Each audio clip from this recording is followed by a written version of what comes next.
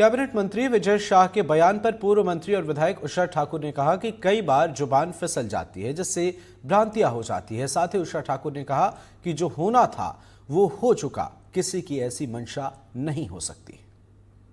मंशा किसी की भी इस प्रकार की हो ही नहीं सकती कि कोई इस प्रकार के अनर्गल बयानबाजी करे। कई बार जुबान फिसल जाने के कारण ऐसी भ्रांति पैदा हो जाती है, तो हमें इस पर गंभीरता से विचार करते हुए इन विषयों को समझना होगा। खबर ग्वालियर से, जहां केंद्रीय संचार मंत्री ज्योतिरादित्य सिंधिया ने विश्व संचार दिवस पर बधाई दी और कहा कि इस समय दुनिया में संचार के क्षेत्र में जबरदस्त क्रांति हो रही है और पीएम की अगुवाई में भारत अग्रणी पंक्ति में है।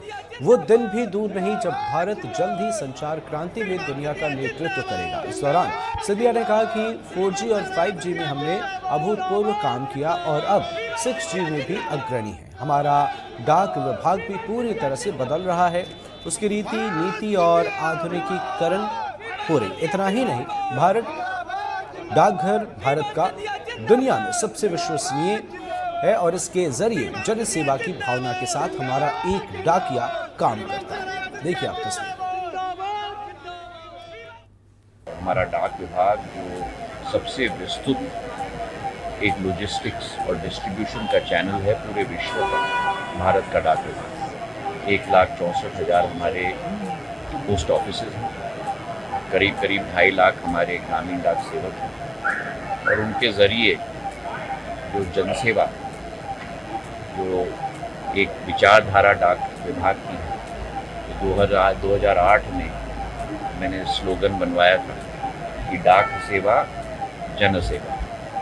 उसी भावना के साथ हमारा एक डाकिया काम करता है। तो आज विश्व दूरसंचार दिवस पर मैं सभी को अपने तरफ से बधाइयाँ देना चाहता हूँ, शुभकामनाएं देना चाहता हूँ।